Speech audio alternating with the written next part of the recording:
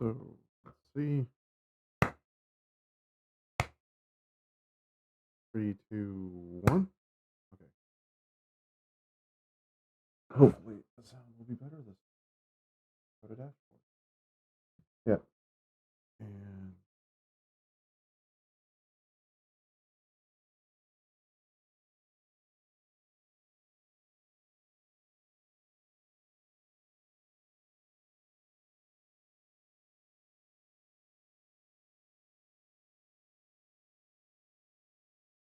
oh yeah, there that let's see. Stream manager. I had 3 concurrent viewers. Woo!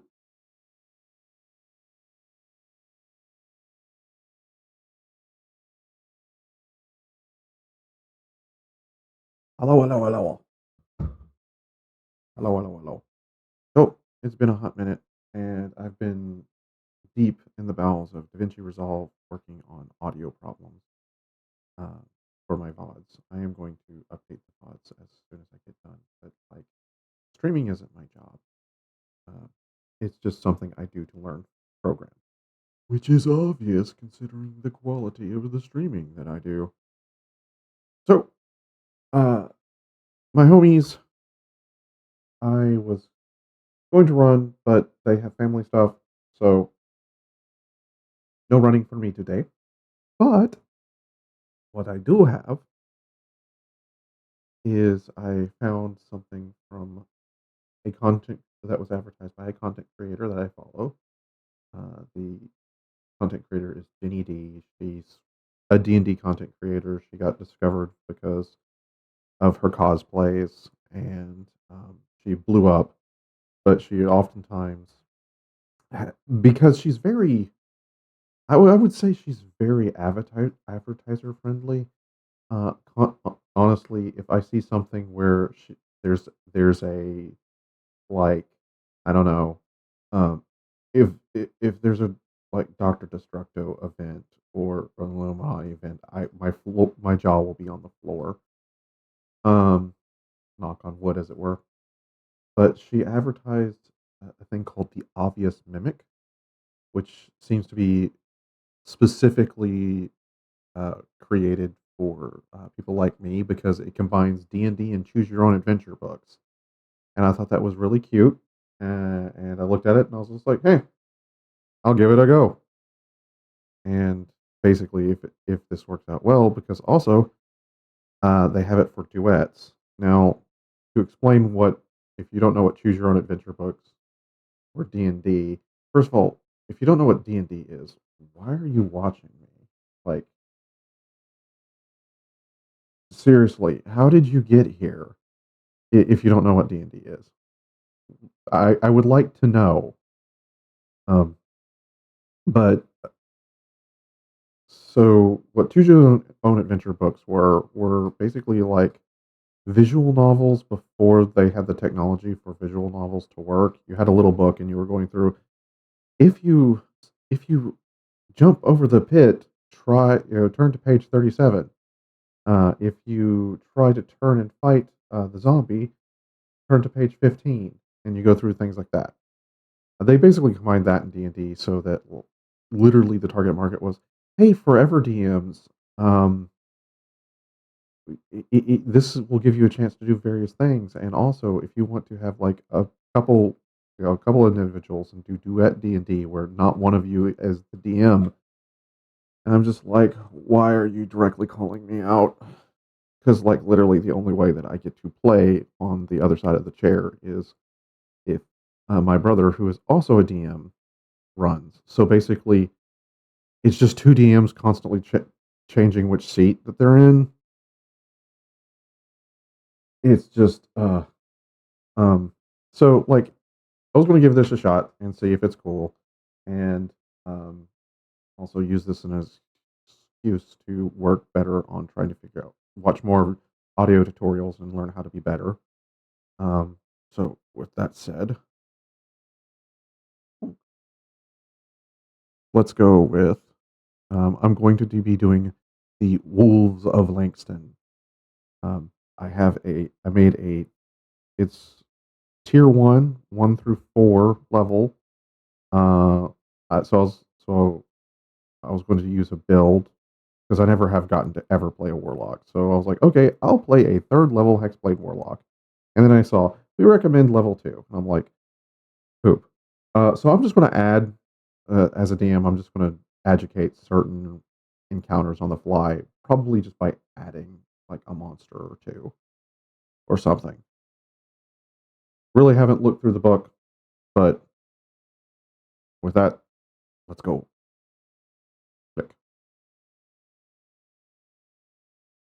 So let's share here.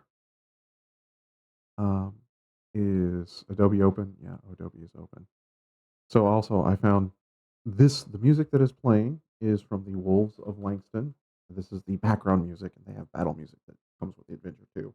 They also give you the adventure, a whole bunch of battle maps uh, and tokens, and you can either print them out or load them into a like Roll20 or Foundry.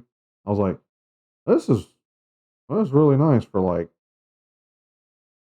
a five, like the equivalent of like a Five Guys order for me. I mean, I'm like, Five Guys is expensive and it takes a lot, fill me up. So let's get switch to that and let's switch to here. Okay, so okay, so there. Okay, the Wolves of Langston. A towering red wolf with bright orange eyes, sharp black claws. The wolf stands on top on the rocks, surrounded by tall grass, weeds, and pink and yellow flowers. That is a damn fine work on the fur texture. Do. Okay, story's been crafted early.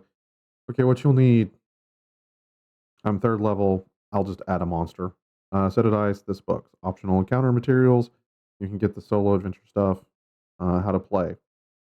Okay, so how to play. As you read, you will have to follow the prompts of the progress through the story towards your goal. The adventure is broken down into a numbered sections that you've been randomized within the chapters. In your journey, you'll face choices like you can either take the corridor to the left or the corridor to the right. And clicky clicky. To move forward, you either flip to the section you've chosen, or if you're reading this via PDF, you can hit the go to page number link. Rolling the dice. Some sections don't give you a choice, but instead require you to roll some kind of check. Skill, attack roll, saving throw, strength check. If you get a 10 or more, go to this. If you get under a 10, go to this. Okay, yeah, that makes sense. Inspiration. There's no DM to give personal rewards for your actions. This adventure hands out inspiration when you're on the right track. In Dungeons and Dragons, inspiration is a single use point that allows you to apply advantage to a 1d20 roll. As an optional rule, since you're playing this alone without the benefit of a party to support you in your adventure, you can help offset the challenge by saving multiple inspirations for when you might need them. Taking actions outside of the story, this solo adventure is static work and cannot truly replace the imaginative creativity of a group session run by a game master. God knows that's true. So, how do you resolve actions off the page? Some examples: buffs, debuffs, healings. They're easy to resolve. You apply the bonus or effects in the story. Guidance. You cast guidance before making a skill check. Spells like illusions, enchantments. How do you or other open-ended effects? How do you resolve that story? The answer is up to you. Based on your open-ended effect you've applied, you can determine. Yeah, basically, just do what makes sense. Short rest, long rest, gaining 8 levels or XP are part of the story and not off the page actions. Okay. Yeah, so I don't get to declare. They'll let me. Okay. After the adventures. Of course, the adventure, your character will receive various rewards and treasure, items, and experience. These rewards are designed in a way to take them on another solo adventure or the tabletop session if your DM allows. Your character's adventures don't always have to end here, but instead treat the solo adventure as just one of your epic journey. Whichever direction you take when you're done, your character can keep whatever levels of treasure they found along the way. I'm expecting to die because my dice rolls. For the dungeon masters, yeah, I saw this. They're really DM friendly with this, which is makes sense because they have two DMs that are writing this. So like, there's all these extra stuff to where you can include like battle maps and the like. Oh, that's bothering. I will move. Uh, there we created an info pack for DMs who haven't read The Wolves of Langston to integrate its results into their campaign. You can find all this content here. This includes a summary of the events and story, the rewards for player characters might have received, and some ideas on how to use your story as part of your campaign. With the adventure hooks, lore, recurring NPCs, the DM's reference guides carry strong spoiler warnings. Yeah, you're the DM.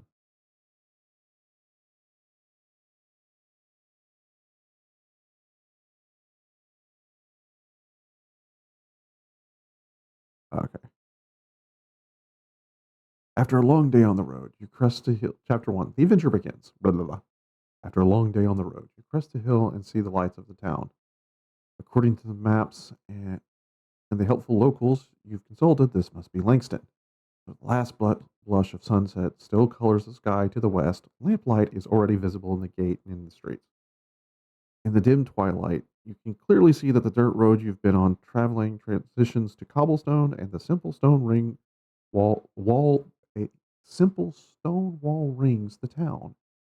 Even from this distance, you can see the timber framed walls of the buildings in the town are well maintained with fresh whitewash that is golden in the glow of the lamplight.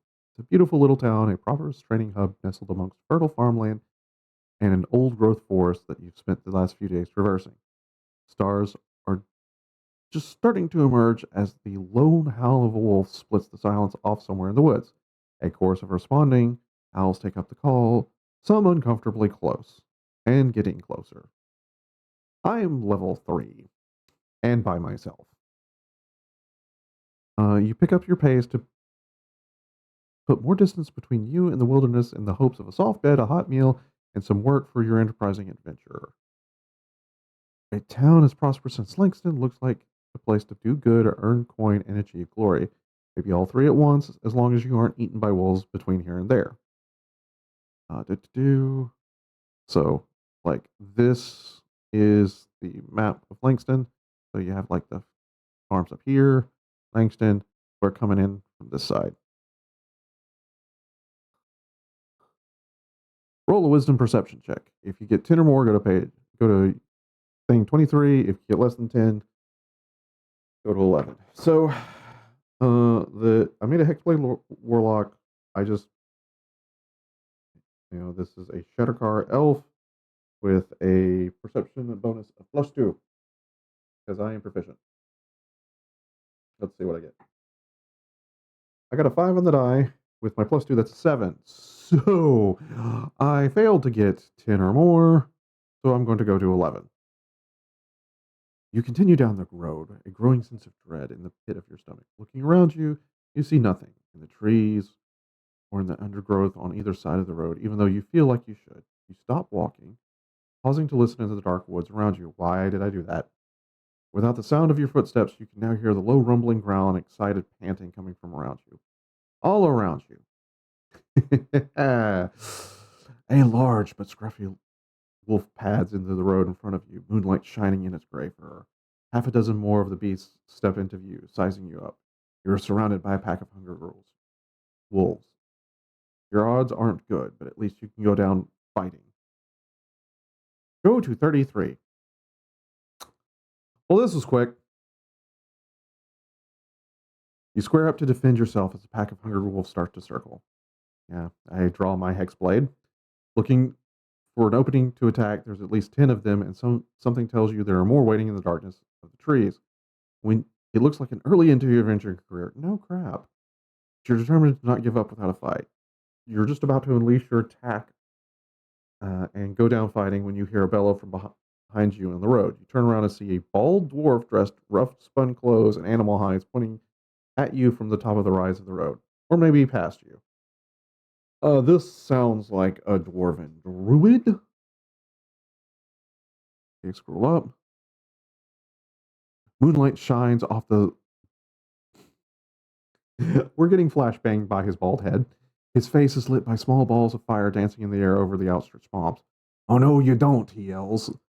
The flames flaring with his motions. Get back, you lot. The wolves immediately tuck their tails between their legs and lay their ears down flat. The apparent leader looks up at you and whines. Not a chance, the dwarf scots. Go. Go now. The wolves slink quietly back into the woods, and you realize you are still poised to attack. The dwarf doesn't seem to notice as he approaches you. He eyes you up and down, the silence between you stretches. Pregnant pause. Until it breaks with a massive sneeze. It's all right. You all right? He says with a lopsided smile and a sniffle. Didn't have a chance to get a piece of you, did they? You let him know that you're good in all in one piece, and thank him for the intervention. Okay, don't go to 4. Oh, so it's this dude. So this is the dwarf. I'm sorry, but they said he was like covered in furs and stuff. I was expecting more of like a druid type. This looks like a dwarven fighter. Well then, lucky for you I was here, he says with a wide grin and a slap on the back hard enough to throw you off balance. Sir, I am a Shadakar. I probably weigh the same amount as your thigh. He opens his mouth speaking in, but nothing comes out until he leashes a sneeze that makes his beard bristle. You wait for him to regain his composure. You must be hungry then. Go straight down to the road and you will reach the town of Langston. Find the pickled hen, and if anyone asks, tell them Roy Sunderhammer sent you.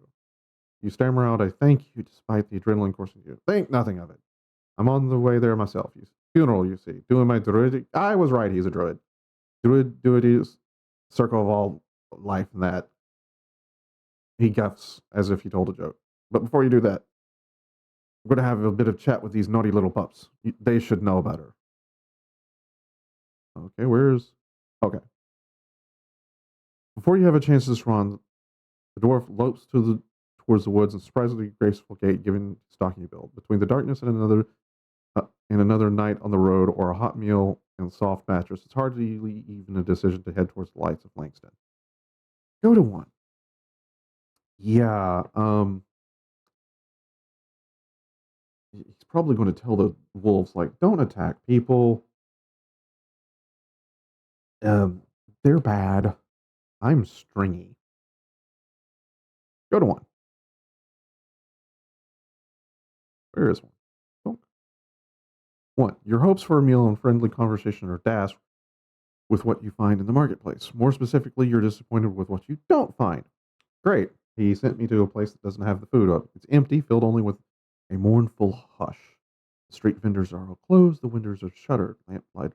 Lighters are still pass through to fill the square with warm pools of light, but everything feels muted under the weight of oppressive sadness. You're looking around for anyone, when a solitary figure in a white robe bustles out from the side of the street. Yo, nearly dropping a sheaf of paper. The robe's hood is down, so you don't see that it's a young human woman. Oh, the robe's hood is down, so you can see that it is a young human woman with light blonde hair. Her robes bear sunburst motifs around the neck, and a collar similar to the symbol made of a collar, and the similar symbol made of gold hangs around her neck. I have this feeling she's a priest. This appears to be a sun cleric. Call out to the cleric. Go to 27 or follow her down the empty streets. She looks like she's in a hurry and just randomly. I'm a Shardakai elf, which is emo, and a Hexblade Warlock. Just randomly following behind her seems creepy, so I'm gonna call out to the cleric.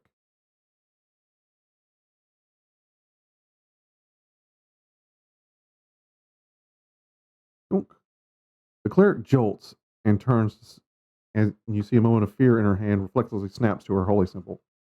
Understandable. I'm sorry, I am a little spooky. She looks either way down the empty streets before breaking out in a wide, kind smile as she approaches. Hello and welcome, she says with her voice high and bright. How can I help you? Can I help you with something, traveler? You ask where she's going in such a hurry. Um, yeah, it's the middle of the night, honey. What do you need papers for?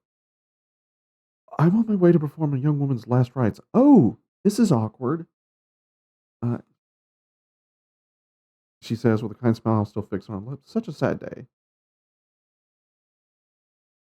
Y- Are you on the way to the pickled hen? I am, she says with growing uncertainty. Did you know the deceased?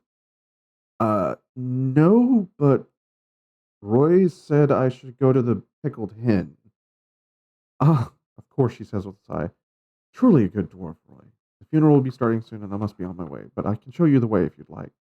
Sure, birds of a feather. She walks beside you in silence, occasionally consulting the sheets in her hand reading and reading it to herself. After a few moments of awkwardly accompanying this young clerk, she shows you to an inn whose sign says the pickled hen. The clerk absent-mindedly opens the door, steps into the tavern on the ground floor. Having clearly forgotten you're even there, she closes it behind her. Kadonk. Um, no, it's fine. She's about to give last rites to someone. She probably has a lot on her mind. Go into the tavern 34 or look into the tavern through the window. Go to 19. I'm going to enter the tavern because, again, looking through the window makes me feel like I'm creeping and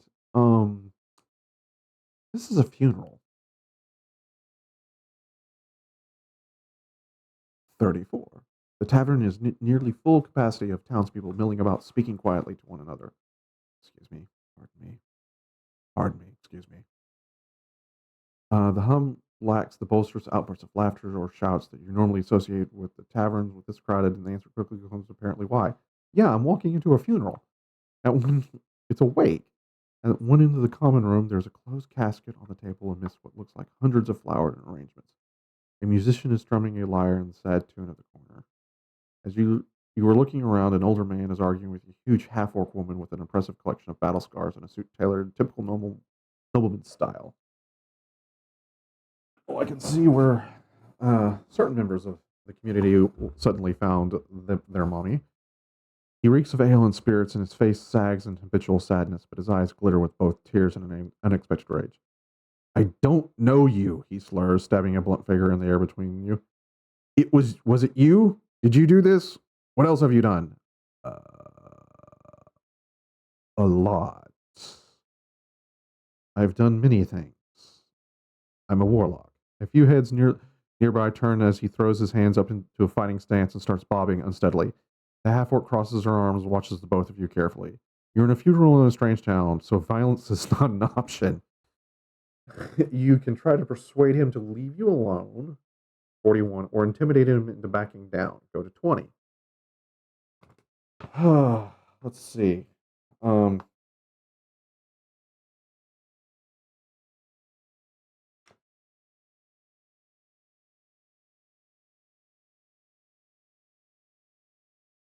I will. Hmm, I'm a Sharder Kai. Um, cold, emotionless. So let's go with intimidate. Just kind of raise an eyebrow and be like, "This is not your day to die." Or no, that would be good. It's like, we already have a funeral. Let's not make it two. Uh, 20. You take an aggressive stance and scowl, telling the man that you're not in the habit of starting fights at funerals. Roll a charisma intimidate check. If you roll 10 or more, okay. Got a +5. Yeah, it's like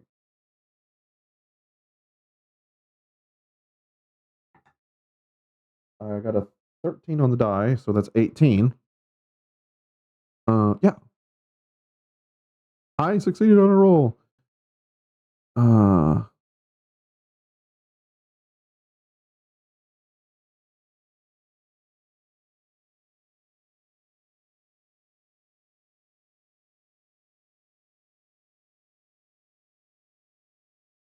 Go to 15.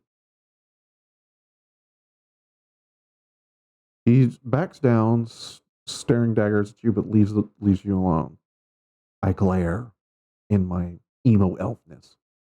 A couple of wry laughs are audible from other attendees who saw the exchange, but aggressively drunk man doesn't hear, doesn't care. Gain inspiration. Woo! I will.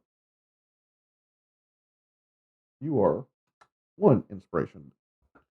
As you attempted, as you're attempted to sail in the streets, the half orc he was talking to turns towards you. 44. Bonk. Let's see here. So that's the cleric. Is there a picture of the half orc nearby? The female half orc in the tailor's suit looks down at you, eyes scanning you up and down. I am Tanya Orcish Twang. Okay.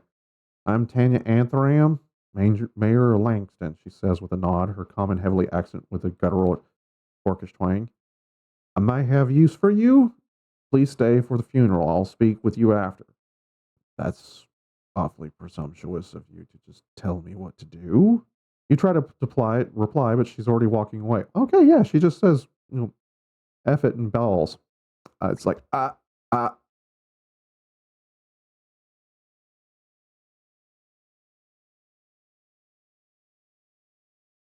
see.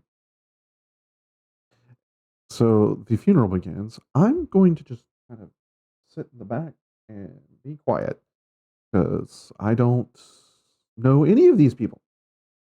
A middle-aged human couple gets up and introduces themselves as Maybelline's parents, though from the murmur of sympathy coming from the crowd, that seems well known. Thank you so much for coming out to say goodbye to our darling girl with us, the mother says. She was a ray of sunshine in our lives from the beginning. And we can see that she's touched the lives of many of you as well. She was relentlessly kind, generous, and patient. We'll all miss her dearly. The father of the deceased clears his throat, his eyes glassy.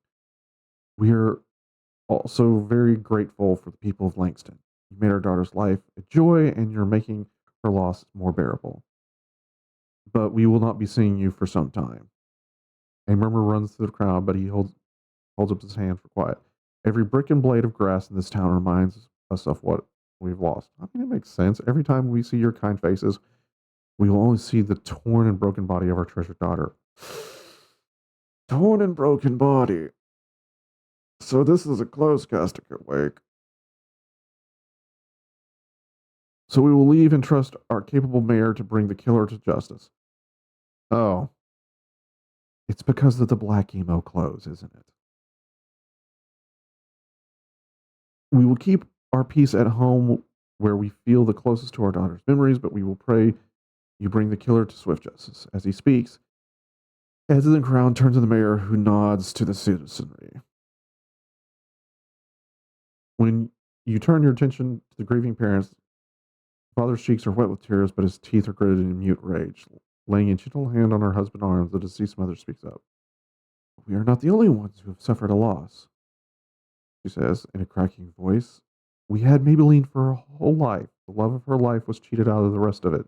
Tomlin, darling, we'd love it if you could say a few words. The parents of the dead woman step aside, and her fiancé takes their place at the podium.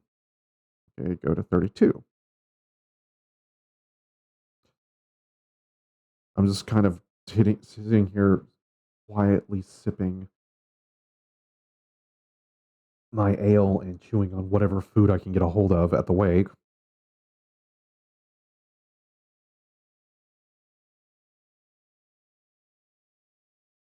I'm gonna say that's the fuck boy. 32.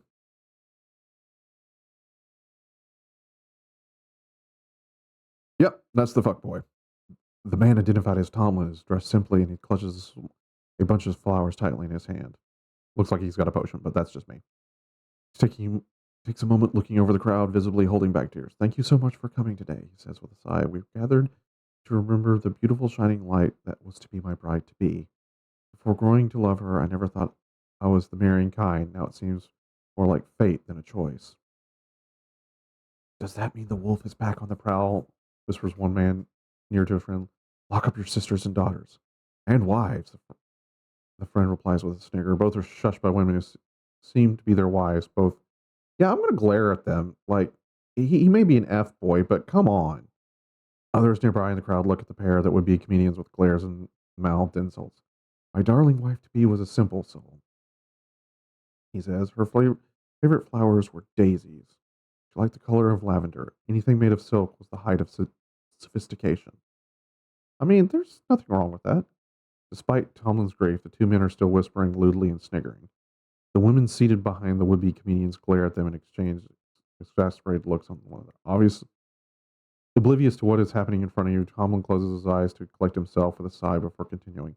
You know, I have cantrips. I have combat cantrips. I do not have non-combat cantrips. That I mean, I could quiet them. Despite Tomlin's grief, the two went to men blah blah blah. To put simply, Maybelline's death has torn a hole in my life that cannot be filled, but I will try. Work will help, I'm sure. I'm giving back to all of you who have done so much for me, especially in these dark times. I can only try to repay the kindness. I truly love you all, and you are all welcome to my home at any time. I mean, that's respectful. The audience applauds respectfully. Puritas nods grimly.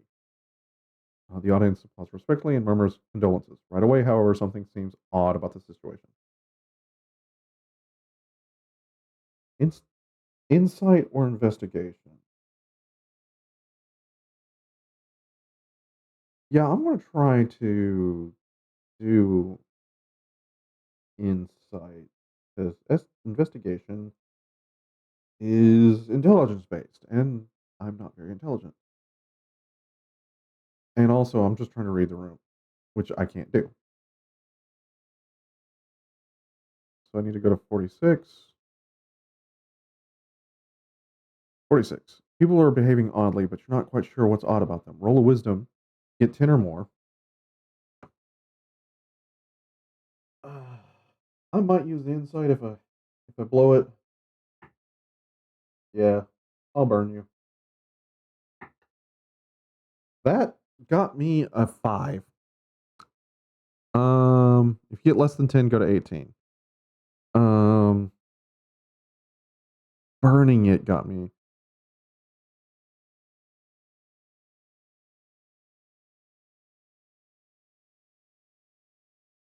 18. Though you can't quite put your finger on what it is, Tomlin has an odd relationship with the town. Obviously, he's well liked, but that's more than this. There's more than that to this. Before you can it out, the red beard dwarf takes over the grieving fiance. Go to 13.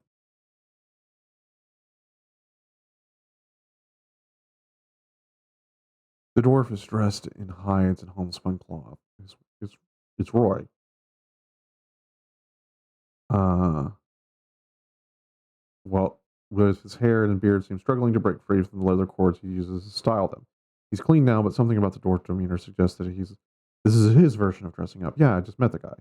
Welcome, people of Langston, he says with a warm smile that makes his eyes sparkle.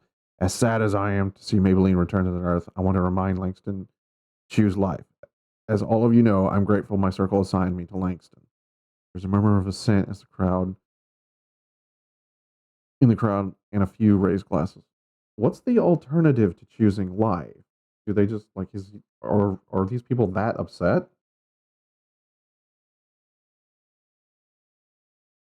And you've made it easy for me.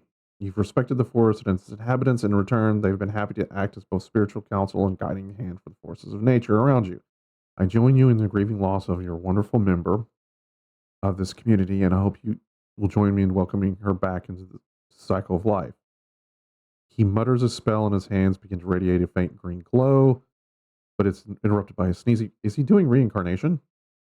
He's interrupted by a sneezing fit, after which his beard and hair thicken and stand on end. He smooths his hair and regains his composure. Excuse me, he says with a deep growl in his voice, clears his throat, completes the spell, causing a splash of extraordinary bright wildflowers to bloom on the days where the casket rests. He nods in approval at his own work before returning to the crowd, raising glass and smiling broadly. To life! He downs his drink along with the others in the crowd, but you're more interested in the strange reaction the local druid had to the sneezing fit. You can either try an arcana or a perception check to better understand what you've seen. I'm also kind of confused. Is he casting reincarnate, or is he just kind of? Is he like? I don't know. Well, I guess the arcana check it is.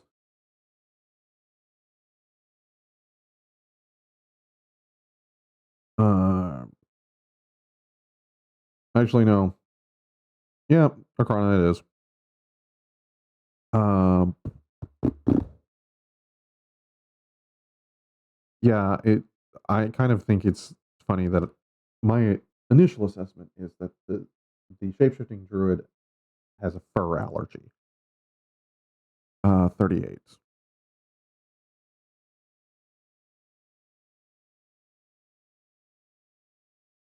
Okay. There's clearly something magical at work here. You can think back on what you know about the arcane arts. Roll an intelligence arcana check. I have a -1 to this. Let's go. Talked. 14. I actually got a success. 31.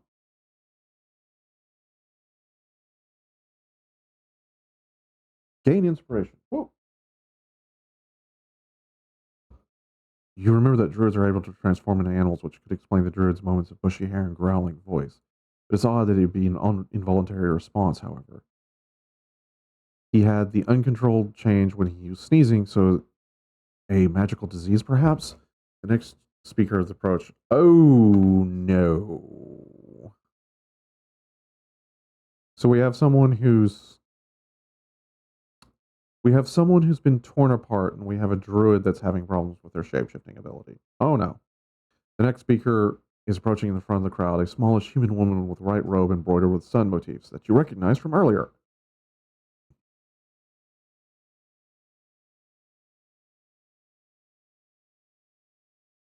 It's her.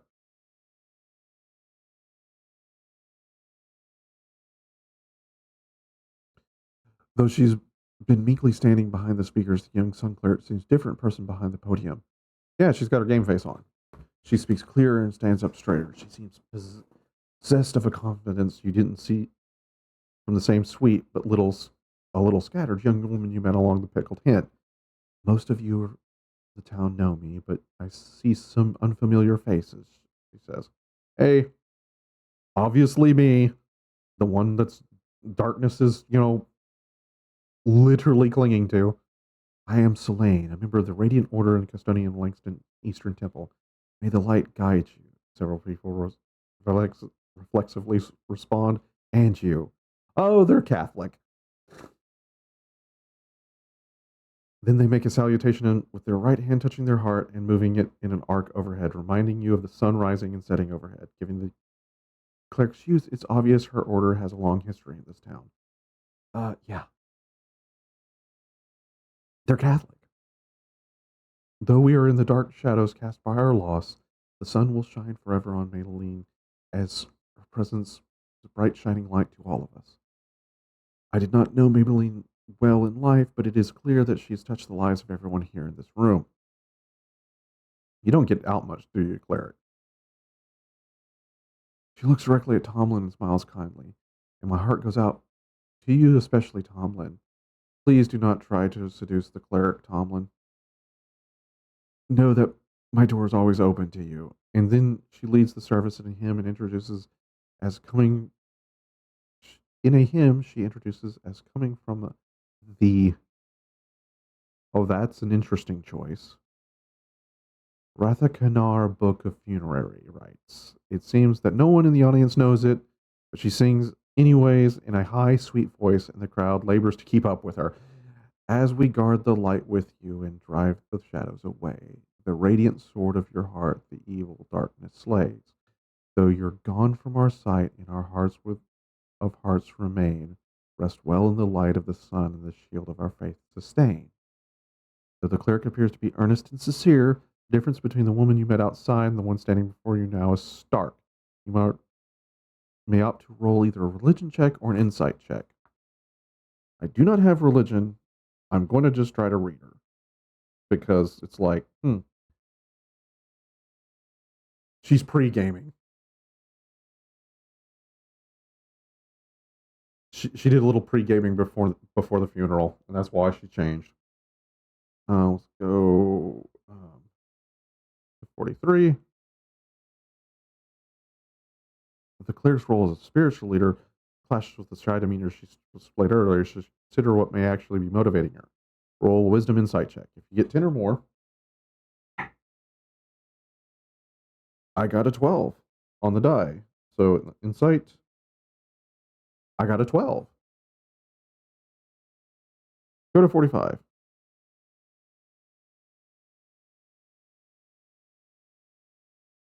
Selene seems distracted as she delivers her prayer. Her gaze drifts towards Tomlin as she speaks, often lingering longer than any one of the others in the crowd. Oh, please do not. Like, it's a freaking funeral. Do not hook up at a funeral. And at least once, when she addresses him directly, the handsome, herbless face registers warmth, familiarity, and something else you can't quite figure out in that fleeting moment. Oh, okay. So I'm suspecting literally everyone has murdered this child, this woman. There's a lot more to unpack on how she's speaking and acting, especially if it's related to the grief fiance. It's only slightest hint of what she might be going through beneath the veneer of this spiritual leader. The mayor looms behind Soleil for a moment before the cleric notices and retreats from the crowd. Okay, so under my notes section, I'm going to write down very simply that I suspect everyone is involved. Um,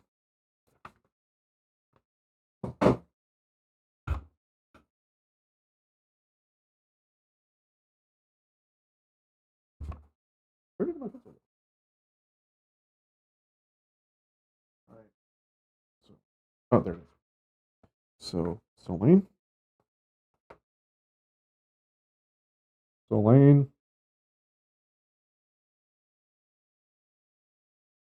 um, Priestess,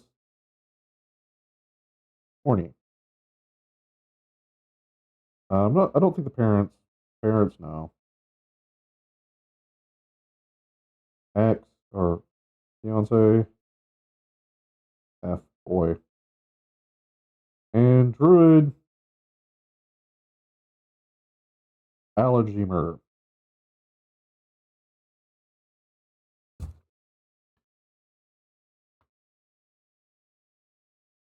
There's the half orc woman with waist-length black hair pulled into a messy braid. That's really not a messy braid, but okay. With authoritarian posture and has a scar that starts from her chin, travels left side of her mouth to her left cheek. Okay, so we've got very much so Karlak vibes. So, bonk, go to 25. As Selene recedes into the background, the half orc mayor stands rigid with her hands clapped behind her back. She cuts a powerful figure with her broad shoulders and battle scars, but she maintains an air of sophistication. A well made suit in a noble style. An enormous mastiff pads up to her side. Oh, doggy. And sits beside her, remaining equally still. Though her heritage stands out to you the most in the mostly human town of Langston, no one else seems to notice. I mean,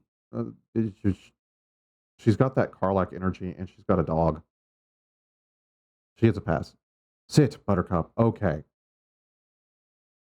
Buttercup is not the one that did this. And if it is Buttercup that did this, it's going to be Sag.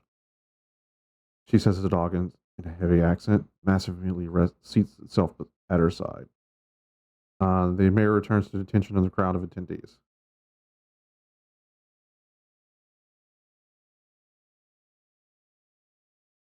Tanya Anthram was a soldier before she was your mayor. She begins, laying her hand over her heart. Langston welcomed me, gave me a place to heal after the Battle of Three Rivers.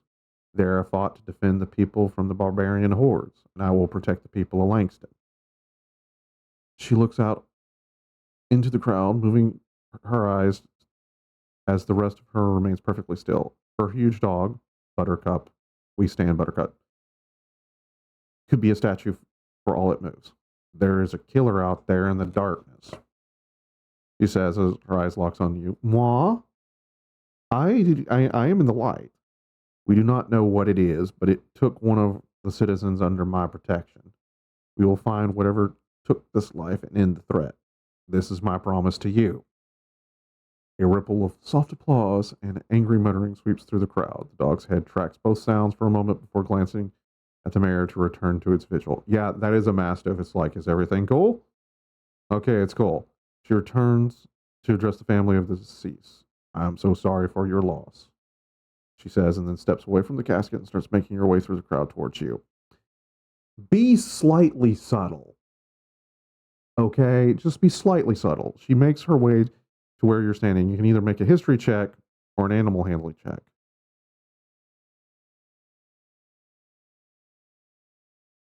I want the dog. Let's go. Bonk. Mayor Anthram's dog is extremely impressive with its training. Roll a wisdom animal handling check if you get 10 or more. It's impressive because it's a man. He's just a good boy. I got a 10 or more. I have succeeded on dog.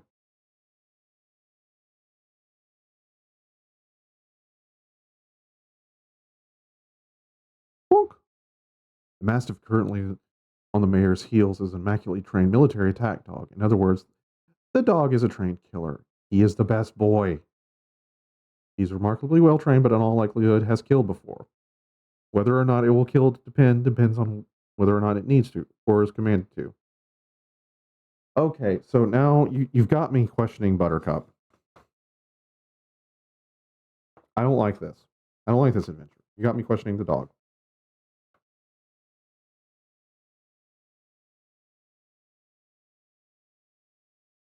So you spare the beast a glance as the mayor approaches. Go to 30. You are an adventurer, yes? He says to you. Uh, yes. Then I suppose you will do for now. I didn't say what type of adventurer I was, lady. Between her rumbling orcish accent and deadpan delivery, it's impossible to tell where she actually thinks about you, but she does make a sweeping gesture towards the bar and then starts off. The stern woman is obviously not one for pleasantries. Yes, sure, okay, Miss Broad Lady. As you follow behind her, she stops to speak in an apron balding man you can only assume is the innkeeper. The town will pay for the investigator's ruined board. Is this acceptable? Hi. I will try to keep my billowing shadows to a minimum. The innkeeper cuts you a glance, but nods. The business is concluded. Mayor Antharam returns to you with the key to the room. You, no offense, but I kind of look like the killer. Why would you hire me? I know your type. Adventurer, mercenary, hero for hire. Doesn't matter what you call yourself. The people are scared and they need someone, so I'm hiring you. Since you're an outsider, if you fail, it will not reflect badly on the town. Ah, lovely, expendable. I know my place now. I don't yet know you. She holds up her hand. And I may not get the time to do so if this killer gets to you next. You're here for the people and for me. As long as you are investigating this woman's murder, I we will pay you for the stay. You will come into the town hall tomorrow, and as tonight is not the time to discuss the details of the case. Sleep well. Jawohl, mon capitaine. She nods once, though it's unclear that a farewell or an agreement of some kind, and then returns to her duties, reassuring the funeral goers. You remain standing dumbfounded for a moment as the figure breaks away from the crowd and moves towards you. It's Tomlin. Ah, hello, it's the fuck boy, the village herbalist and fiance of the deceased. Hello, he says. His eyes are almost as trancing up as so close. I haven't met you yet. How did you know Maybelline? I didn't. I'm here because I'm investigating everyone. He looks you over and nods as if you passed some sort of assessment. Welcome, then. Thank you very much for doing this for me. Please, come to my home for whatever you need. I need to know what happened to Maybelline. I'm sure you do, Mr. Fuckboy. You bid the grieving man a good night, and he gives you a smile that is dazzling despite its sadness. He moves on to speak to the other guests and you make your way to your room. Uh,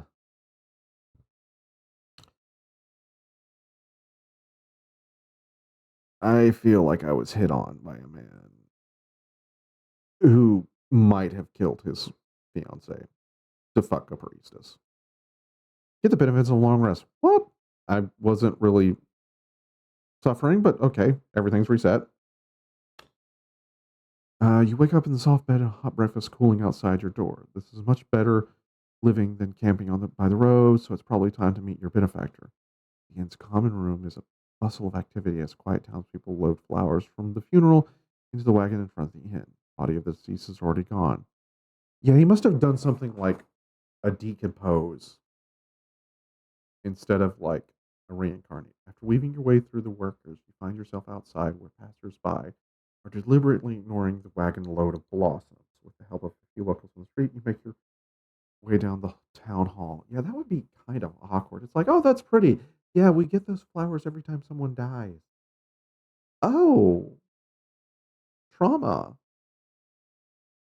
The town hall is a multi-story building, not much larger than the surrounding structures. It isn't made of the same timber walls as the rest of town, and instead is a much sturdier stone structure, so it's likely predates the town's growth.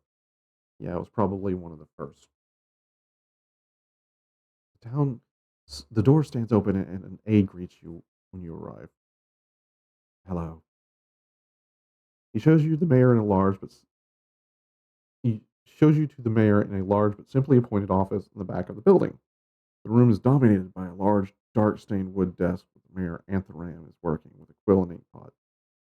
There's also an unlit hearth on the wall and a couple of ordinary bookshelves. There are no personal effects that you can see. A cushion and a bowl of water sit up next to the desk as the mayor's mastiff is lounging there, waiting, watching you intently for enter. You can either greet the mayor or pet the dog. Which one do you think I'm going to do? Doggo, pet the dog, 35, and my arm is ripped off.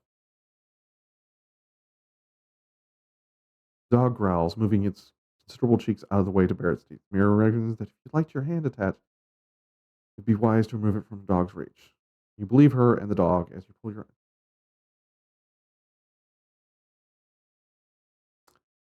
This isn't over, Buttercup. I will pet you. Better late than never, you greet the mayor. You. Hello. Uh, sorry, I didn't bring proper treats for your dog. You politely greet the mayor, and the dog lays its massive head back down on its paws. It continues to watch you closely, however. I'm grateful for your service, she says. You assume she's being genuine, but it's impossible to tell their stony delivery. She outlines the problem she's having. A gruesome murder about a week ago. Town militia is fine against bandits or sheep rustlers, but it requires something different.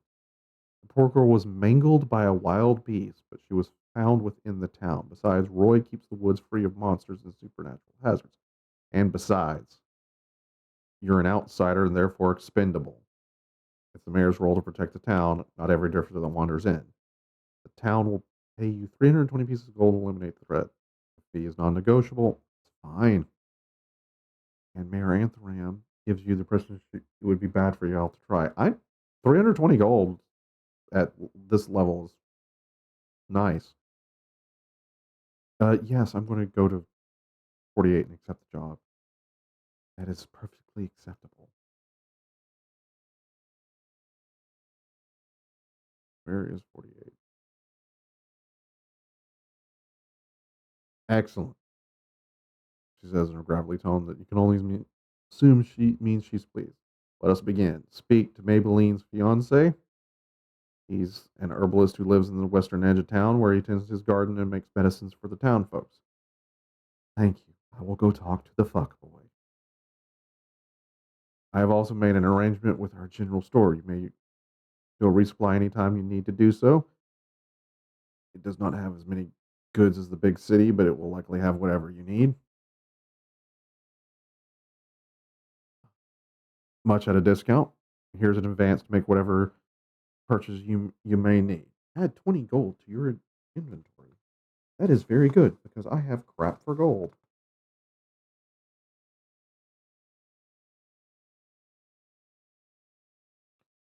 So, boom,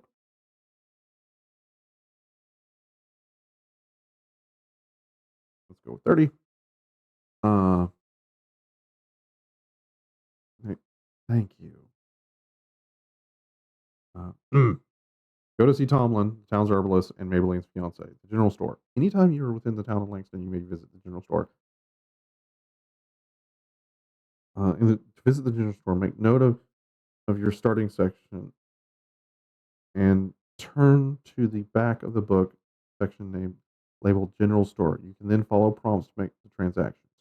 Return to the section you started with from when you were done. Okay, so I'm on page 16.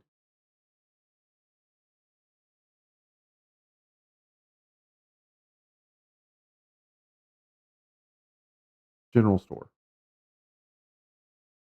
The general store smells of sawdust, and yeah, I'm going to go by the general store just because I'm going to see it on the way.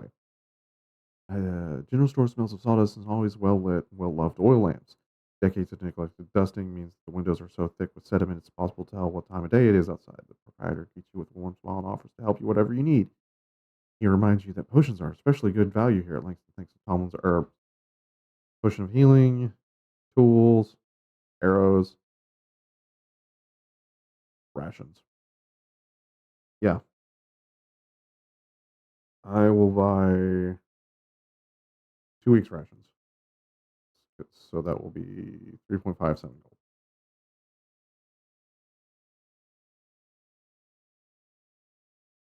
gold.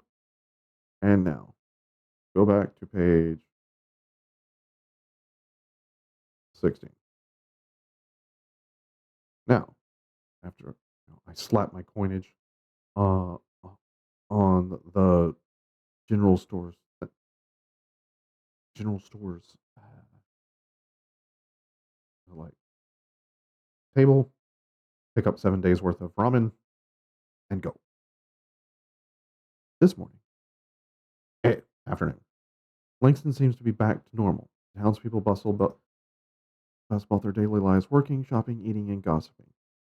You guess there are around 1,000 people in Langston, but you see very few people idle. Tradespeople ply their trades, smithing, weaving, building furniture, or baking bread.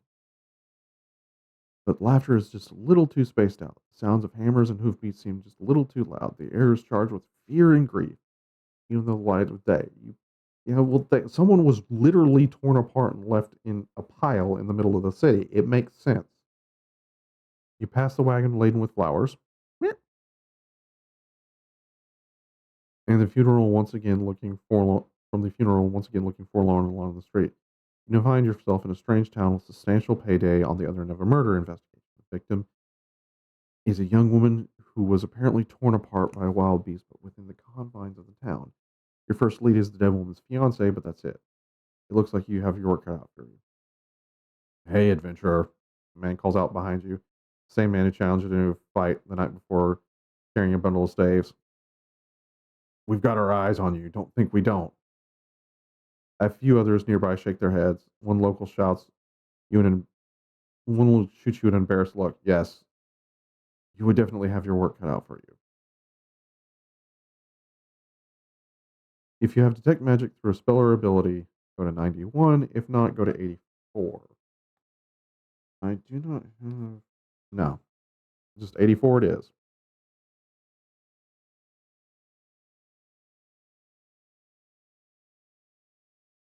You follow the mayor's instructions to Tomlin's cottage at the edge of town, but you've re- you have recognized it regardless. The home is a single-story, multi-room building with the same timber-framed walls, a clean coat of whitewash, and good condition clay tiles on the roof. However, each visible window is nearly obscured by lush flower boxes bursting with color. The entire front of the home is festooned with decorative flowers sprouting from bushes and vines, and is extending off to either side are more vine-covered trellises indicating substantial garden outback, some of which you can see between the plants and the trellis. It's a beautiful space whose owner obviously takes great pride in maintaining, and you would admire the effort that went into it, if nothing else. As you're not sure if The airless Tomlin is expecting you can either knock on the door right away, or you can or take in more of the surroundings to see if there's anything interesting. Since I'm investigating, I'm going to basically scope this dude. You take a moment to admire the lush flowers and plants around you. The brightly colored butterfly flutters past in some ways, something purple growing by the door, and bees hum contentedly along from the brightly colored blooms nearby. It smells sweet and green in a way that you could lose yourself in the moment. Or you can decide to give up a life adventure for a plot of land. The door opens with a loud click. You jump, instinctively reaching for a way to yeah, I just summoned my sword. You realize it's just Tomlin and someone else. He's locked in a long kiss with the young woman, but sees the other corner of his eye and pulls away. She nearly falls with a cry before catching. Hello, fuck boy. Tomlin stammers for a moment, reaching the house and handing the woman a satchel some herbal tea. Here's some medicine for your sick grandmother. If there's anything else.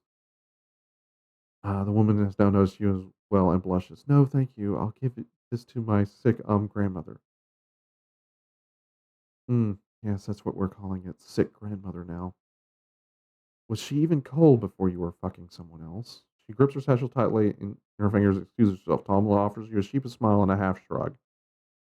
You can either chastise the herbalist or ask him who his guess was, or say nothing at all. Yeah, we're gonna ask. I'm not gonna chastise, but like you're not helping her. Who's that? Oh, he says, swiping mustache back. Pretty routine, really. She's just a young woman getting medicine for her poor sick brother. I thought it was her grandmother. Or was it her aunt? Oh yes, aunt. Terribly ill, but such a darling girl for taking such good care of her ailing mother. Aunt. Right. Won't you come in? He steps aside, waving for you to follow him in. I feel like I need to spray myself.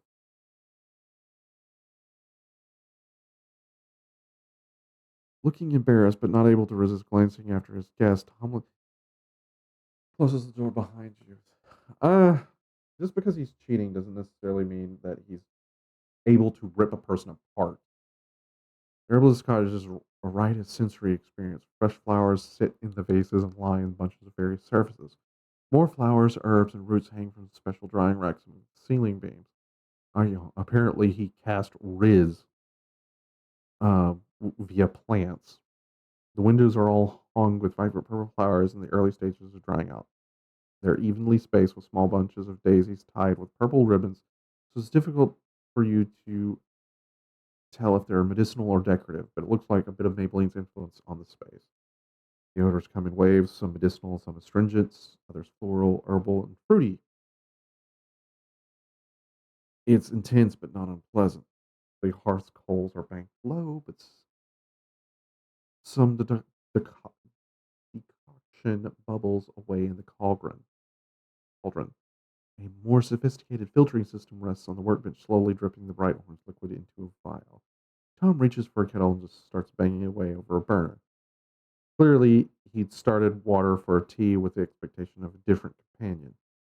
He selects packets of herbs and wildflowers, almost without looking as he tosses them into a teapot and douses the tea into boiling water of the kettle. As he pours 2 cups and hands one to you, bitter steam wafts up from the yellowish liquid in your cup. He eagerly watches you as you like tea. Um,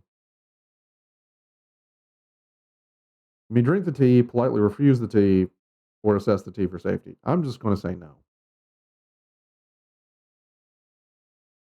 Herbalist is disappointed.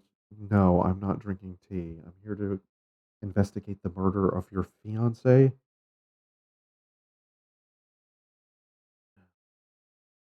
I don't want to be roofied by you. But he shrugs and drinks the cup that he poured for you by himself. Despite the fact it's still steaming hot, he downs it in a long gulp. This is a man who drinks a lot of tea.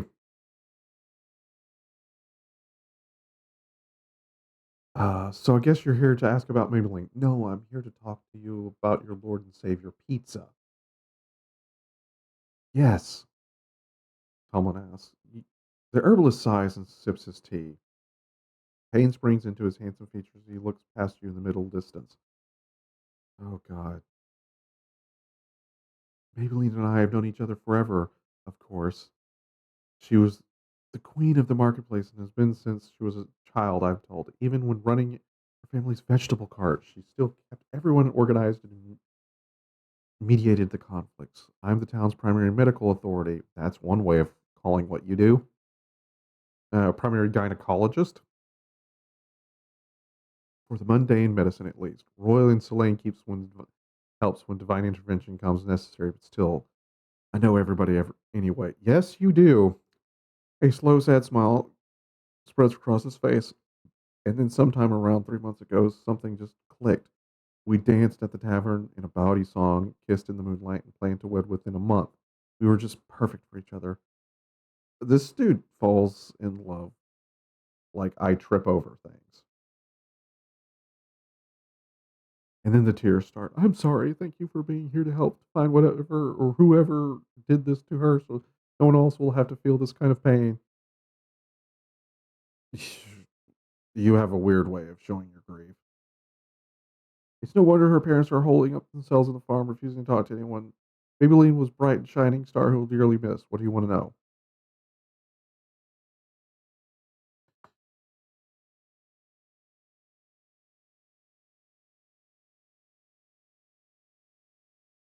I want to know all three of those questions. Where was he in the night? Um, let's go with 62.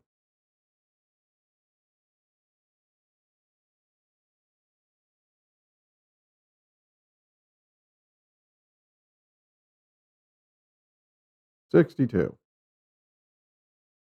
Tomlin rubs his beard, which he probably knows highlights his jawline.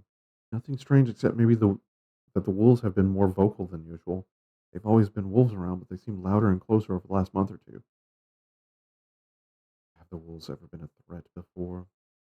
Only to the livestock. But now that I think about it, there was also some talk of a couple of strangers that for some reason made a camp near Emmett and Tilly's farmstead. Why wouldn't they stay in town? There's a lot of reasons for that, Holmes says with a shrug. If they haven't the coin, maybe, or if they're like Roy and just prefer to sleep without walls hemming them in, there's been some farmers complaining about these thefts. If these, whatever they are, well, if they're up to no good, could be that's why they're staying out of town.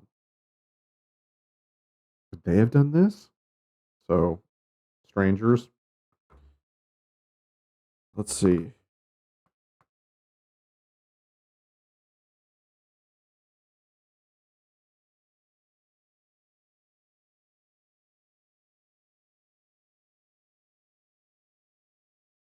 So the fuck Tomlin is already fucking someone else, probably two people, and two strangers.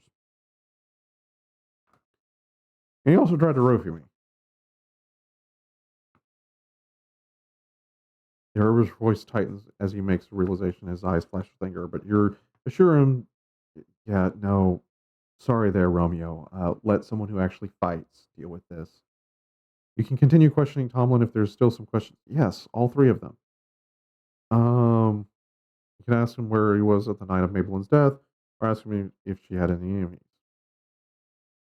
Yeah, when, where were you when she died?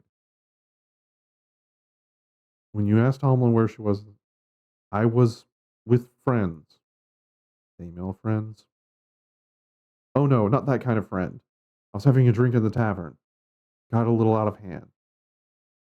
Maybelline and I had Warwick courtship, so there was no stag party. The night just became it.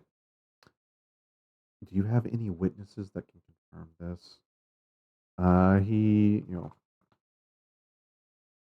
Stag party.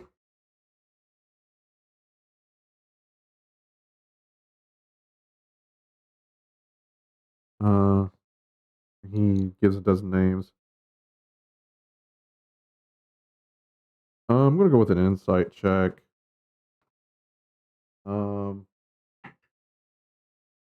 I'm gonna burn inspiration. All right.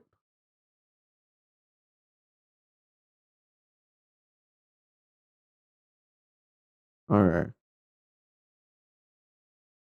Gain inspiration.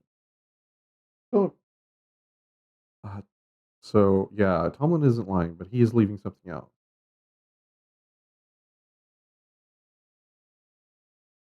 Ooh, yeah. If it really was just the men folk, or why maybe lean?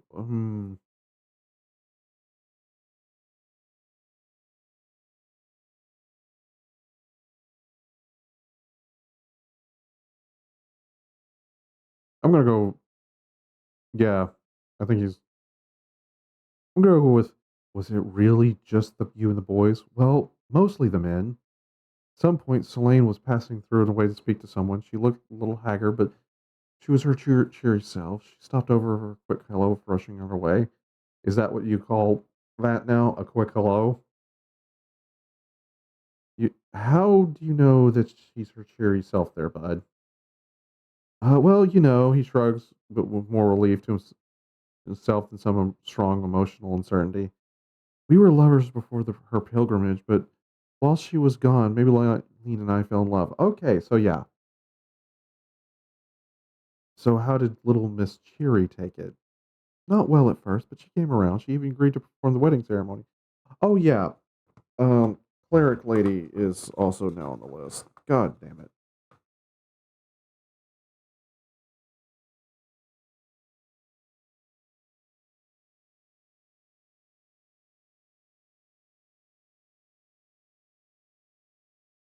Because ex-girlfriend, who he most definitely did not make out with during his stag party.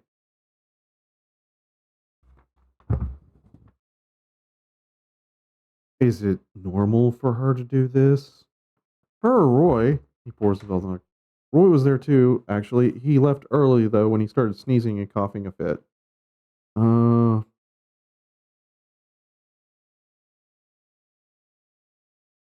yeah, why wasn't Maybelline there? The Tom looks down at his teacup, swirling yellow green liquid, watching the bit of leaves. I had plans to meet people that night. A childhood friend is having some marital woes and needed an ear to bend. I would have loved to have been with Maybelline too. She was just superstitious. She didn't like to go out at night when the moon was full. Thought it was an evil omen. Well, obviously it was. Turns Obviously it was. She was right. Yeah. Their silence stretches out. I don't think it was an evil omen. I think someone murdered this poor girl. Silence stretches out, interrupted by the occasional birdsong or bubble bursting in the filtration system. I miss her so much. Never thought I had it in me to settle down with just one woman, especially not a farmer's daughter from the town where I lived all my life. That's what happened anyways, and despite my reputation. Well deserved reputation. The herbalist's voice catches as he wipes a few tears from each of his eye before asking if there's anything else. Uh, no, I'm gonna go with whether or not Little Miss Perfect had enemies. I don't think so. Tom Westcott, of course she didn't have any enemies. Everyone loved her and she loved everyone back. It's simple as that. Obviously, even the best people aren't universally beloved. So Tomlin isn't telling you something. You can try to get information from him, persuading him or telling safe to. Charisma, yeah, sure. I'll do a charisma check. Come on, no one is completely beloved. Even Elmo has his enemies. Yeah, got an 8 on the die. That's a 10, so that's or 10 DC, so that's 11. Yep. Howlin resists revealing any names at first, but only slightly. In fact, there's at least two people I can think of. Okay, yeah, so someone actually does hate Bob Ross. Um, these aren't as much enemies as conflicts. Sure, sure. Definitely not murder potential. He's seen Maybelline and Mayor Agrath, so argues with the mayor, who has a killer dog, who does not love me yet. Uh, and Maybelline never argued with anyone as far as he knew. Sadly, he couldn't hear what they were saying. And Solange was his lover before she went on the pilgrimage. He didn't wait for her. Dude doesn't wait for his fiance to be cold before getting his, hot dog wet. He didn't even wait for her. His love of Maybelline blossomed while Solange was away. Losing me was quite a blow. Yeah, especially since she has cure disease. Um, with a crooked smile, but remembers himself returns. Story without playboy arrogance. Selene has shut herself up in the tower for a while before finally venturing out to administer her priestly duties, mostly anointing of babies, blessing of homes, and similar tasks. Talmud doesn't speak much of her at the time. Yeah, I don't think he would be like, around for baby kissing. Does that help at all?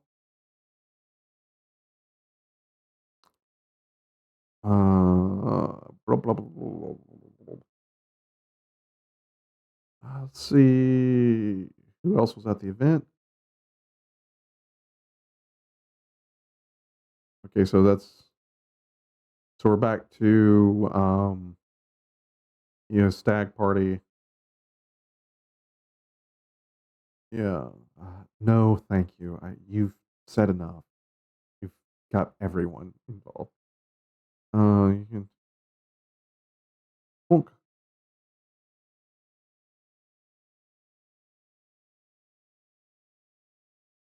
Yeah, you've been very helpful in making sure everyone has a reason to kill your girlfriend. Tomlin clears his front. Before you move on, adventurers, there's something going on here that I'm worried related to Maybelline's death. The past few nights, someone has been tearing up the garden, destroying months of cultivation. Strange claw prints in the soil many mornings. What do you want me to do about it? Well, I'm a lover. No, not a fighter. Can you please? Okay. Yes, I can check your garden. I'm not going to console you over your vidalias. Sure. I'll go. Talman shows you the garden outside the back of the cottage. The lush space is a riot of colors and smells, but is also well organized. It's more of a small farming plot than one can be reasonably called a garden. Flower beds and tracts of green herbs dominate the plot, while climbing vines cover trellises make up the fence. One of the beam anchoring the far corner of the trellises has fallen over. The place smells amazing, and the bees humbling. There you can examine the flower beds, take a look at the fallen post, or walk the trellis perimeter. Let's go with the flower beds first. On closer inspection, some of the flowers are dug up and damaged. So are some of the herbs. Almond cradles damaged plants, murmuring to them as they were sick kittens. Sure. Roll a wisdom check. Survival. I do have that. I am proficient. That's 13. Sure, I'll burn inspiration. 8. Less than 15, go to 73.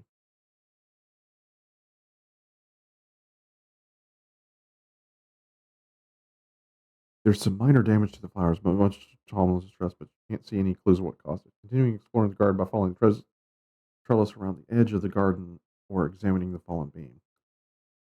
Let's look at the perimeter.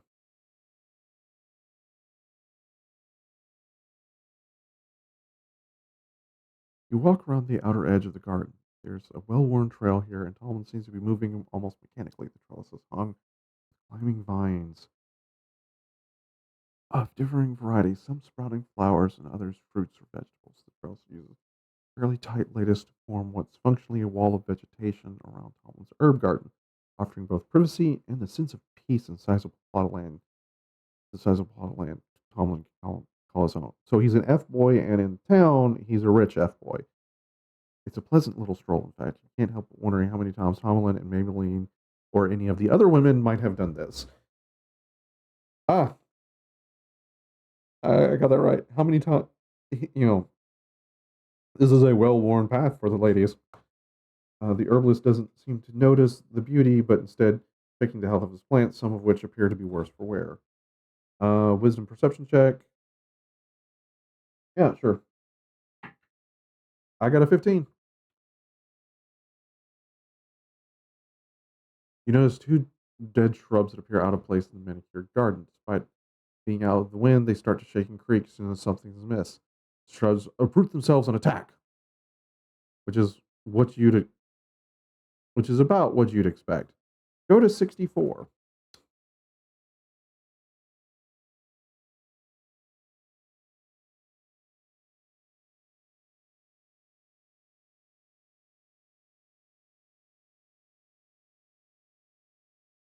The scrapelings look like two small humanoids apparently made of dry wood. They rake at you with their sharp claws and their clattering wooden limbs. Tom grabs a nearby pitchfork and engages one of them and calls out, kill them with fire if you can. You can fight only one scrapeling, one Tom fights the other, both fights. Okay, since I am level 3, I'm going to say that Fuckboy falls over, and I'm going to take them both on. All right, so first of all, let's go with Dunk and 64. We're going to get that. Oh, we're going to go here.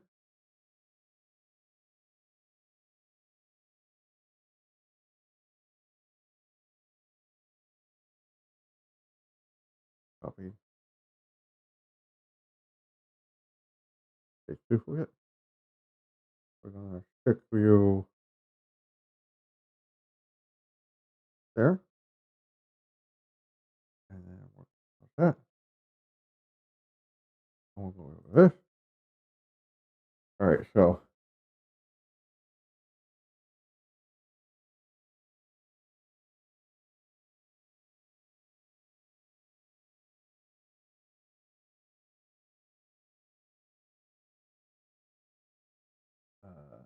dang it. Okay, so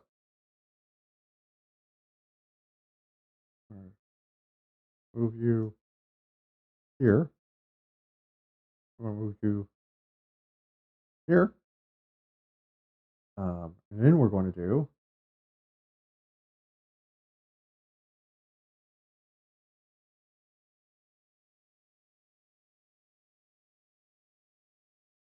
all right. So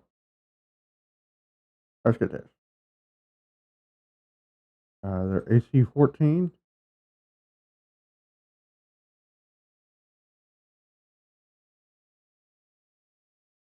Vulnerability fire AC initiative +2. So 1 and 2. I got an 18 and a 20.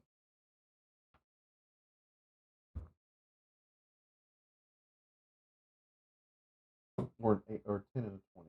So it's 22. Now what's my go? 3. Cool. So that puts me at 5. So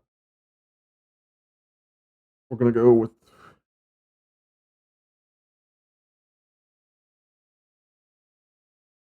so I have my weapons up.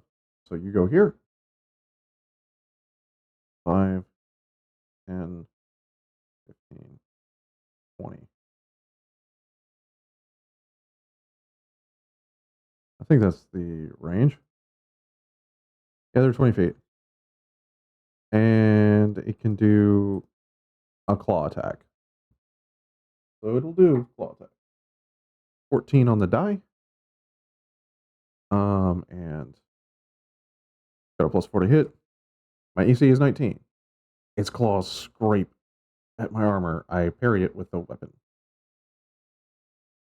That is your herbage is quite terrible. So uh, you can do that as well. So you can attack me. It's 19 on the die, so that definitely does hit. Or a D4 +1. The claws find your wooden claws find a true strike. Okay, so that's a 1 and plus 1, so that's 2 points of damage. So I'm within melee, so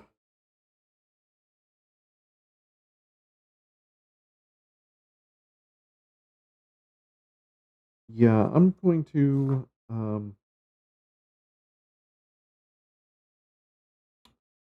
yeah, I'll use booming blade.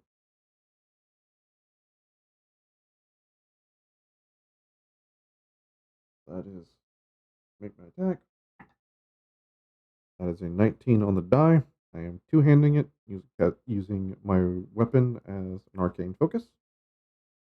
So that's a D3. So that's 10.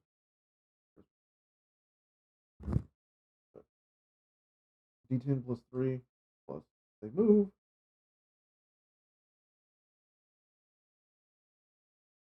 So that's 6. Plus something. I'm gonna go with this.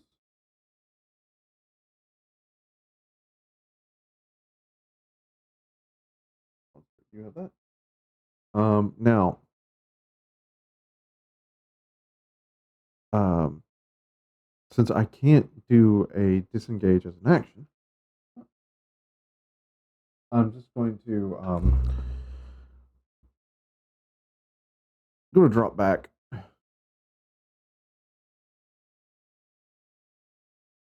5, 10, 15, 20, 25, 30. And they both get attacks on me. That's fine.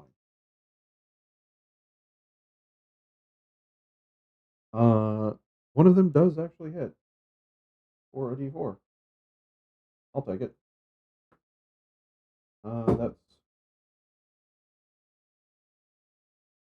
That is 3, so I would take in 5 points of damage. And one of them is 6 out of 7. And one of them is 0 out of 7. And the 6 out of 7 has the moving blade on it. It's a new round. First one moves up. Immediately takes damage. Has a booming blade. And dies. Second one moves up.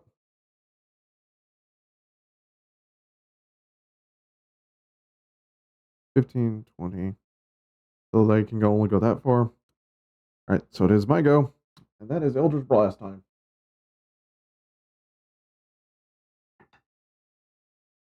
That is 14 on the die. That gets it on the die. So cool. Let's go with 11 points of damage. Bonk. And 5 hit points. So if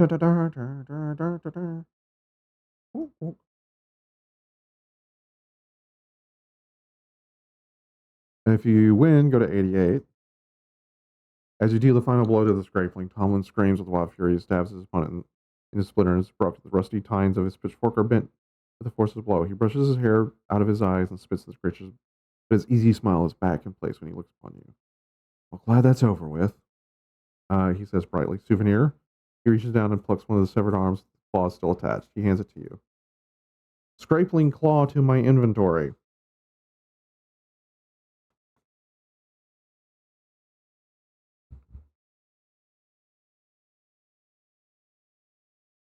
You just gave me a limb.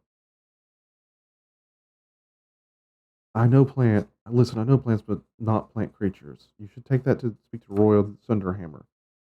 That's the druid. Yes, I am aware of the druid. Looking up the sky, the day is drawing to a close. However, you feel it's not a good idea to try to find the druid's grove in the dark. Given you learned today, you decide to go to in for a good night's rest and maybe recover from your challenges so far. Before you, that's nice. If you notice, I'm bleeding, so if you'll excuse me, I'm going to be leaving. Before you go, please join me in the cottage. I'd rather not. Okay, go to 72. I'm sorry. Stab, stab, horny is not I'm very grateful for your help, Tomlin says once you're in the cottage. I don't like this. This will help you in your investigation. It was meant to be a wedding gift for Maybelline, maybe, but I can no longer bear to have it more with me. Maybe it'd be useful for you. He presents you with an ornate glass vial. The vial contains a filter of remembrance. Filter of remembrance 10.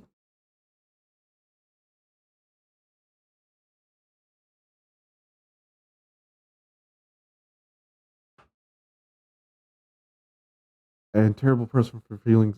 Am I a terrible person for feeling some release? Yes. A smile briefly dances across his face. No, I suppose that would be natural. And were we together till death did us part?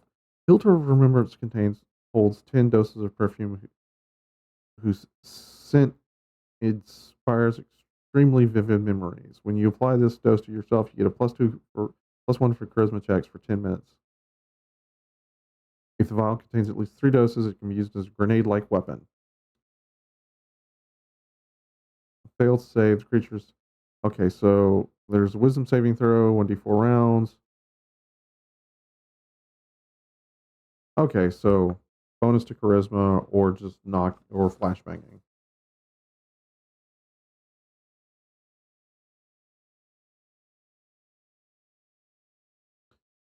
Or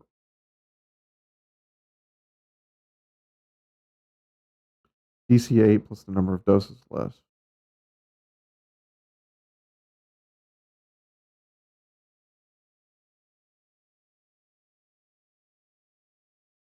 So you can make that DC 18. Jesus Christ. Creatures who smell have disadvantage. Yeah, stun. He gives a faraway look in his eyes. He stares past you. You bid him farewell, which he distractedly returns and makes his way back to the inn. Go to page 106.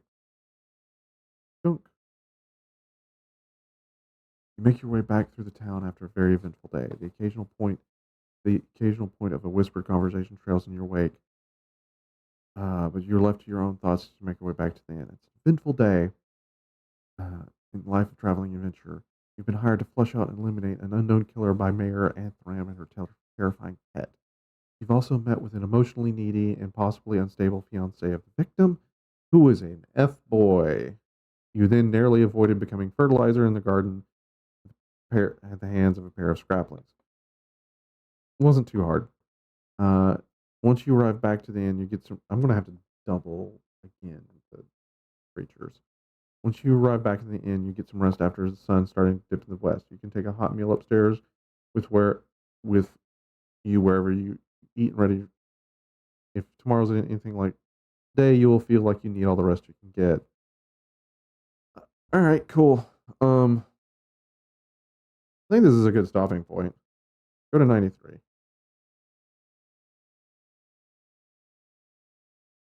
I will note that.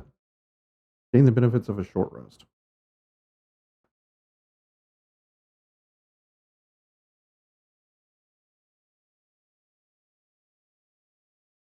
Okay. Yeah.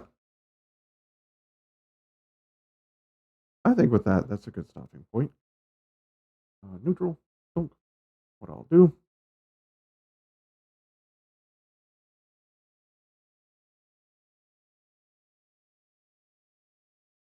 Uh, so, like I said at the beginning, this is from Obvious Mimic. It's The Wolves of Langston. It's a murder mystery. We've started chapter 1. I've gotten through the first day. Um, Everyone in the town wants to kill this woman, or has a good reason to, including Buttercup, who we stand Buttercup. Let's not have Buttercup be the murderer. Um, we have an allergic dwarf who's a shapeshifter, a priestess who was getting railed, the railer, randos coming in from town. Basically, everyone but her parents have a reason to kill, and also the mayor herself could have a reason to kill this person. All right. But with that, I think that's good fight, good night, as my throat is a little dry. And this is actually pretty interesting. Right. I will continue this later. Right. So with that,